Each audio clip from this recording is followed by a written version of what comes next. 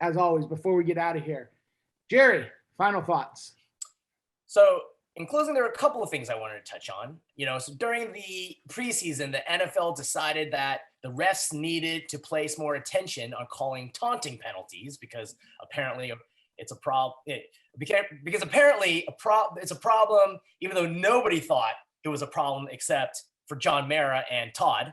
But how about, and here's the novel thought, actually focusing on and enforcing rules that really impact the game, like holding. Now, maybe the rules have changed or are different at the NFL level, but when I played Pop Warner, I wasn't allowed to grab a handful of jersey when I blocked. That was a holding penalty. Yet, based on what I saw this past weekend, holding and blocking are now synonymous. Either that or the refs were paid off by the Lions or maybe Jared Goff's dad, because Bosa and company were held all day long. I mean, there were times when the Lions were literally bear hugging our D-line and there was no call. So I just wanted to vent a little because I know nothing's going to be done about it because John Mara doesn't care.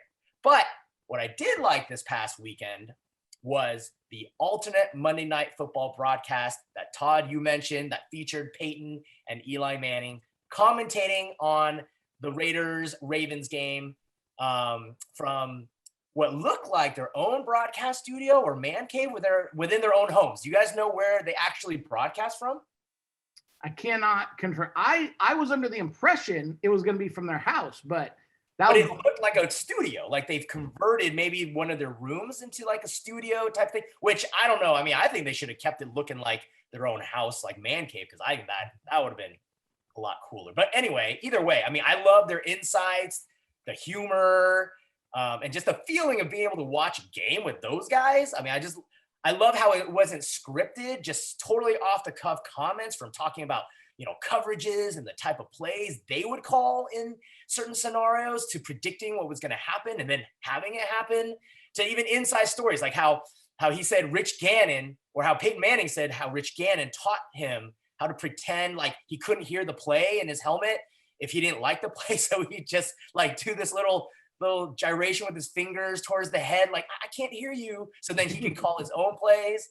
And I just loved how they even got guys like Travis Kelce and Russell Wilson to pop in as guests in the broadcast as well.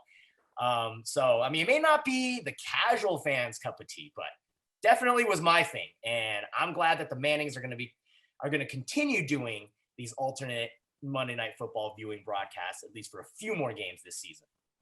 Let me just follow up on that real quick, because I also really enjoyed it. I wish they were doing the full season. However, I don't know if I'll be able to watch that broadcast when it's a Niner game. Like, it's fun that they're telling stories and whatnot, because it's kind of like it's like being in a bar, right? You're watching the game mostly, but you're chatting with everybody. I don't know if I'm going to be able to watch that simulcast when it's a Niner game, when I'm uber focused on the actual game and I want them to tell me what's happening and why is that guy down and that type of thing. So I did see that, think about that when I was watching it. So Jeff, final thoughts. Well, what I hate to constantly talk about this in final thoughts, but like, it really just comes back down to the health. And I don't know, correct me if I'm wrong, Todd, you're not always into the whole like turf grass debate. Is that you? But like, I need to know the numbers and like what's going on league wide. Why there's so many ACLs, Achilles, etc. on turf versus grass. And I don't know if this is like something we can even like debate, because I don't really know the numbers, but it just seems like there's way more. I did a quick Google search. There's not even any recent numbers, but they say you're more likely to hurt yourself on turf type thing. I know guys get hurt on grass. I just don't know what's going on. Why so many guys are getting hurt, whether it's no preseason, whether it's overtraining. I don't know what's going on or why snake bites the Niners so much, but I don't know if the league really even cares, because like, should we all have the same surface everywhere, whether it is turf or grass? I don't know. They're wearing the wrong cleats. I don't know what the deal is, but it's super frustrating because these guys are constantly getting hurt, whether it is an ACL or an Achilles for Akuda or whatever the situation is. And I just wish we could figure something out, because it just seems like there's way more injuries now with these guys than there was. And so that's my kind of overall final thought as far as like just health and figuring this out. I don't know if it will be figured out. It's just a matter of having enough guys or expanding the roster, or I don't know. You can get into all kinds of stuff like that, but it's just really frustrating, especially being the victim of it, I guess, like being Niner fans. Like, yes, it happens to everybody, but we just seem like we're leading the league again. I know Baltimore, is on line 1, but it's just super frustrating.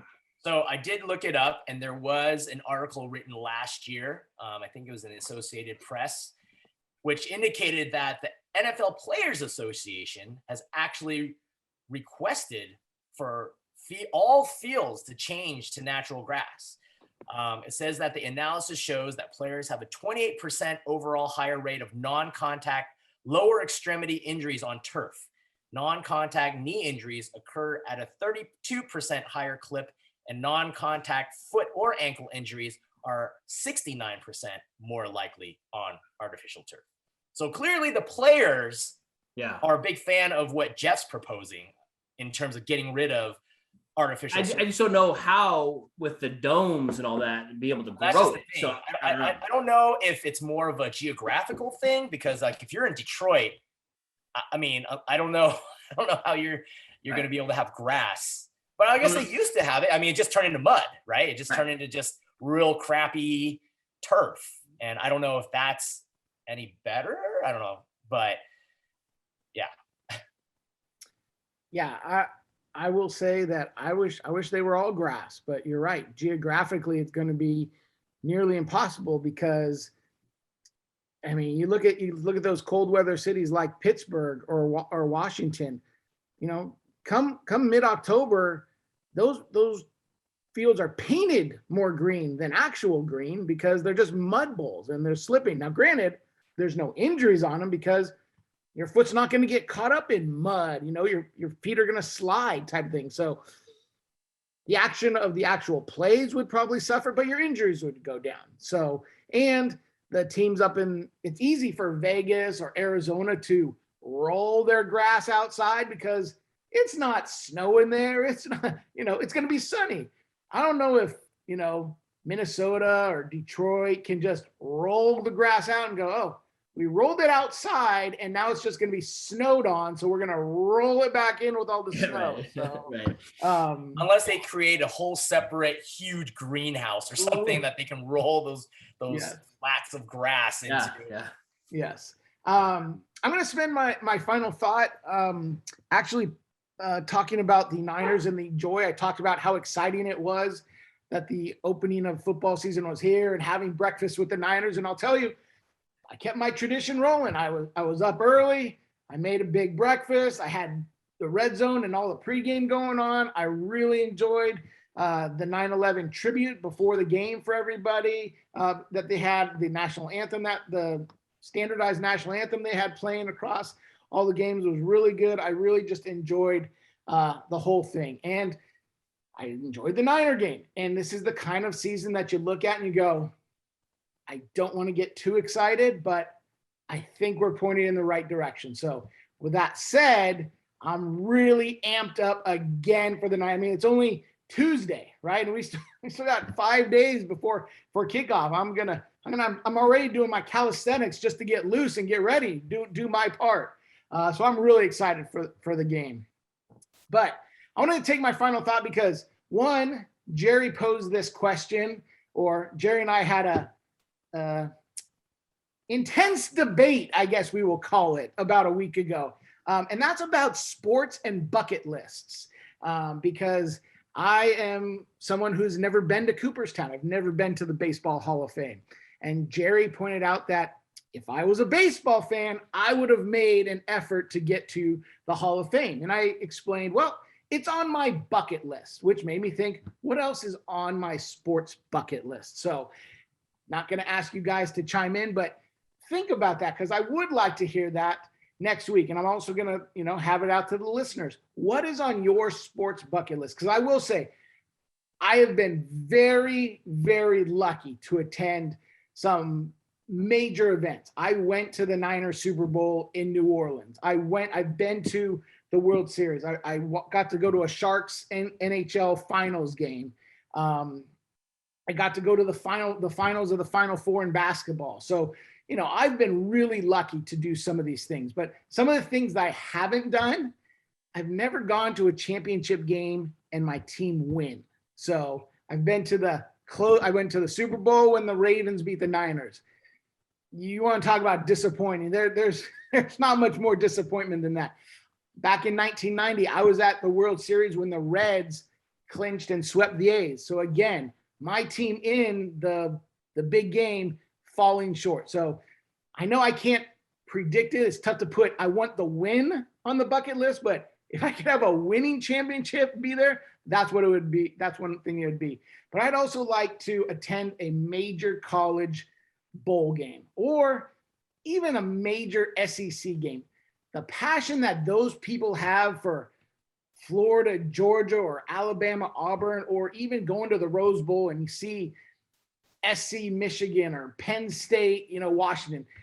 I think the atmosphere of those types of games would be immense. So that's one of the things that's on my bucket list. And then the second thing that got me thinking about it was, when was I the best fan? Because right now I'm probably I'm the smartest I've ever been as a fan, but I don't know if I'm the best fan. And because I think about back when I was 12 years old, and I could have told you the starting lineup for the 1986 New York Mets. I could have rolled through your Lenny Dykstras and Howard Johnsons and Ron Darlings and Mookie Wilsons and Gary Carters and Keith. I could have done that.